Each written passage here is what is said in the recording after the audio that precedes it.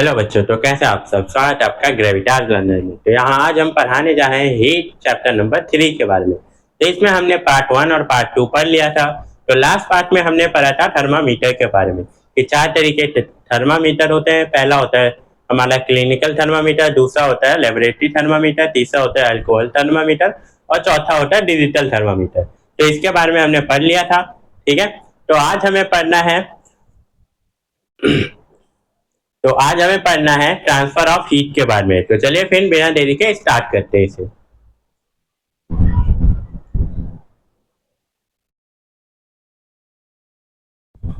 चलिए बच्चों, आइए आप समझते हैं ट्रांसफर ऑफ हीट के बारे में। ठीक है, तो चलिए आइए। The flow of heat energy from one object to another और within the atmosphere is called transfer of heat. यानी जो हीट है हमारा, वो हीट क्या होता है, एक ऑब्जेक्ट में से दूसरे ऑब्जेक्ट में ट्रांसफर होता है, उसे ही हम क्या कहते हैं, ट्रांसफर ऑफ हीट कहते हैं। ठीक है, अब आइए समझते हैं एग्जांपल लेके। जैसे मान लो आपके घर में खाना बनता है, तो कढ़ाई में मान लो सब्जी बन रही है, तो सब्जी उतार के हमने क्या किया, चूल्हे पे से रख दिया साइड में। ठीक है, अब साइड में रख दिया तो अब क्या होगा, कुछ समय बाद आप देखोगे, 1 घंटे बाद जाके उस कढ़ाई को छुओगे तो क्या होगा, वो ठंडा हो जाएगा। अब ये हुआ कैसे, ये होगा जब जब आपने उसे कढ़ाई को साइड में रख दिया गैस पे से उतार के, तो उसमें से जो हीट है वो सारी क्या हुई, सारी की सारी हीट उड़ के जो एटमोस्फेयर है उसमें चला गया। तो इससे वो क्या हो गया, कढ़ाई पूरी तरह ठंडा हो गया। तो ये क्या हुआ, हीट ऑफ ट्रांसफर, हीट का ट्रांसफर हो गया हमारा। ठीक है, चलिए आगे देखते हैं। Heat is carried from one object to another in 3 way. यानी 3 तरीके से क्या होता है, हीट एक जगह से दूसरी जगह कैरी किया जाता है। ठीक है, यानी लिया जाता है। अब कौन कौन से है वो तरीके 3? They are they are conduction, convention and radiation. ये 3 तरीके के होते हैं। ठीक है, कंडक्शन होता है, एक कन्वेंशन होता है और तीसरा क्या होता है, रेडिएशन होता है। ठीक है, तो आइए आगे देखते हैं हम कंडक्शन के बारे में। ठीक है, the process by which is, यहाँ हीट लिख लीजिए, heat transfer from the hotter end to the colder end. अब हीट क्या होता है, हॉटर एंड से कोल्डर एंड पे ट्रांसफर होता है। ठीक है, हीट क्या होता है, हॉटर एंड से कोल्डर एंड पे ट्रांसफर होता है। उसे ही हम क्या कहते हैं, ऑब्जेक्ट के अंदर, उसे ही क्या कहते हैं, हम कंडक्शन कहते हैं। ठीक है, दोबारा एक बार समझ लो कंडक्शन क्या कहते हैं। कंडक्शन क्या होता है, जो हमारा हीट होता है, हीट ट्रांसफर होता है हॉटर एंड से कोल्डर एंड की तरफ। ठीक है, यानी मान लो यहाँ हमारा हॉटर एंड है, तो इधर से ट्रांसफर होगा हमारा कोल्डर है एंड ऑब्जेक्ट की तरफ। ठीक है,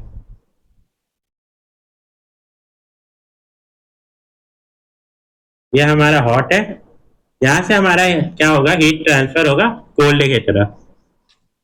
ठीक है, इसे ही हम क्या कहेंगे, कंडक्शन कहेंगे। ठीक है, इसे ही क्या कहेंगे, कंडक्शन। चलिए आइए आगे जानते हैं कंडक्शन के बारे में हम।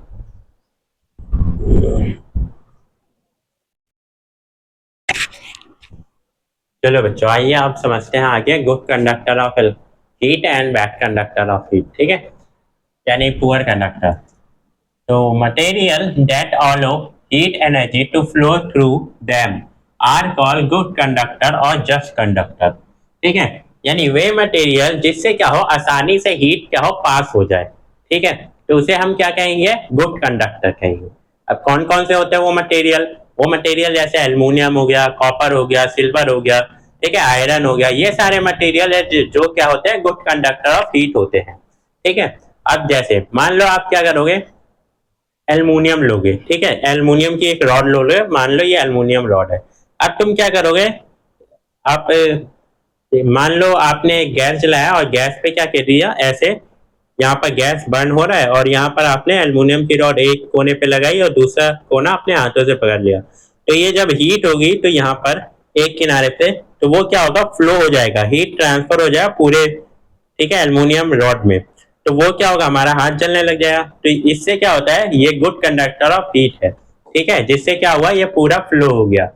ठीक है, चलिए आगे देखते हैं बैड कंडक्टर यानी इंसुलेटर के बारे में। Material that do not allow heat to pass through them easily are called poor conductor of heat, या इसे दूसरे भाषा में इंसुलेटर भी कहते हैं। ठीक है, दूसरे नाम में।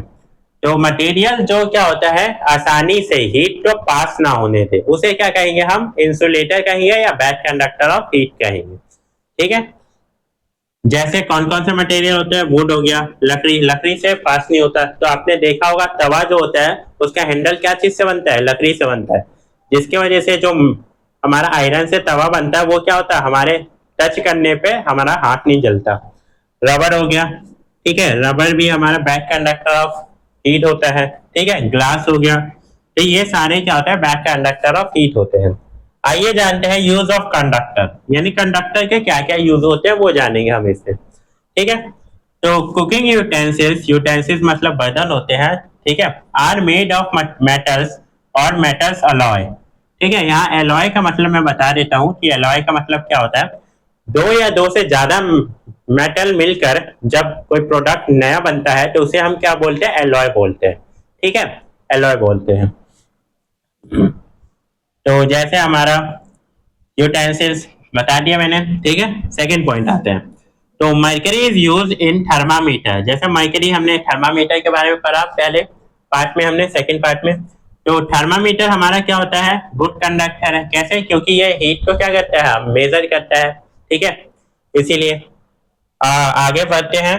तो copper is use as coil, यानी कॉपर का क्या बनाया जाता है, कॉइल बनाया जाता है। इसके यूज के लिए, रेफ्रिजरेटर और एसी के यूज के लिए। ठीक है, रेफ्रिजरेटर और एसी में हमारा कॉइल बनाया जाता है कॉपर का। ठीक है, तो इसलिए ये क्या है, हमारा गुड कंडक्टर ऑफ हीट है और इलेक्ट्रिसिटी भी है। ठीक है, आगे जानते हैं इसके बारे में।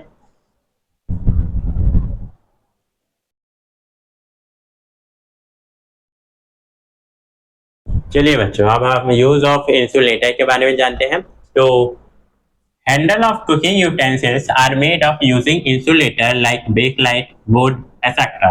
तो हैंडल ऑफ, आपने यूटेंसिल्स यानी बर्तनों के हैंडल देखा होगा, जैसे कुकर का हैंडल देखा होगा, ठीक है, पैन का हैंडल देखा होगा। तो ये सारे बेकलाइट के भी बनते हैं और वुड के बनते हैं, जिससे हीट ट्रांसफर हो तो हमारे हाथ ना जले। ठीक है, इसलिए ये बनाया जाता है।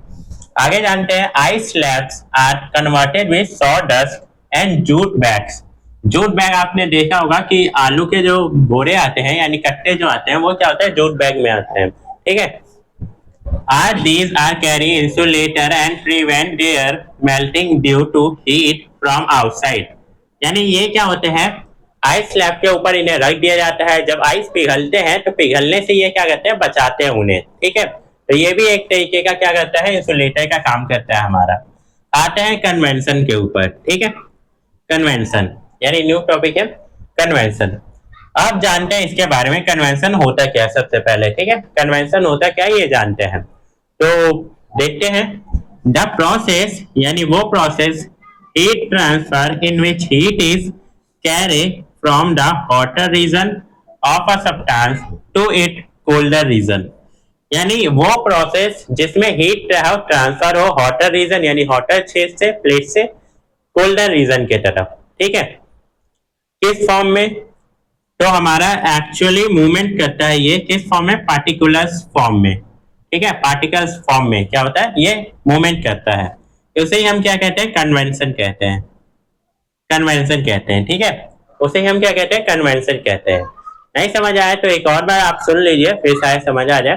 तो हमें कन्वेंशन किसे कहते हैं, जब हमारा हीट जो हो ट्रांसफर हो हॉटर रीजन से कोल्डर रीजन की तरफ। ठीक है, और ये किस फॉर्म में हो हमारा, ये होता है पार्टिकुलर मूवमेंट में। ठीक है, पार्टिकुलर मूवमेंट में ये ट्रांसफर होता है। अब जैसे इसका एग्जांपल बताता हूं तो आपको ज्यादा अच्छे से समझ आएगा।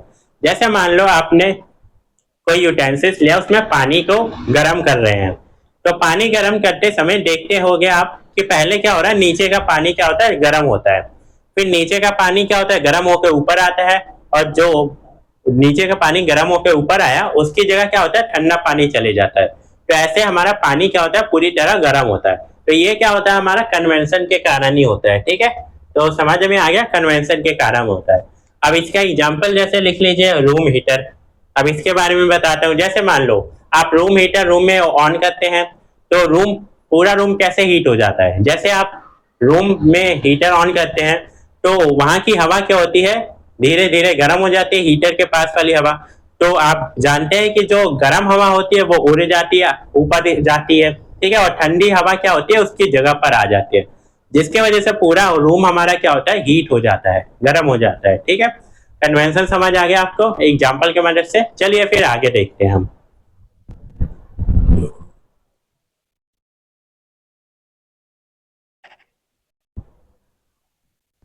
चलिए बच्चों, आप देख लेते हैं कुछ कन्वेंशन दे एग्जाम्पल देख लेते हैं।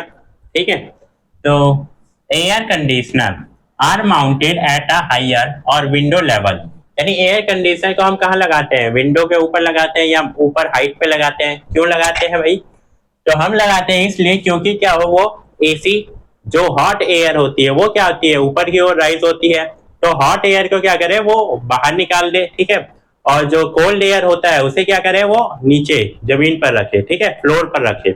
इसीलिए हम एसी को क्या करते हैं, हाई पर लगाते हैं, हाइट पर लगाते हैं। ठीक है, सेकंड देखते हैं, smoke is release from the kitchen through chimney as smoke being hot rise and escape through it, यानी चिमनी जो होता है हमारे किचन का, उसे भी क्या होते हैं, हाइट पे लगाते हैं, जिससे सारा जो स्मोक निकले हमारे किचन का वो क्या हो, निकल जाए ऊपर की ओर।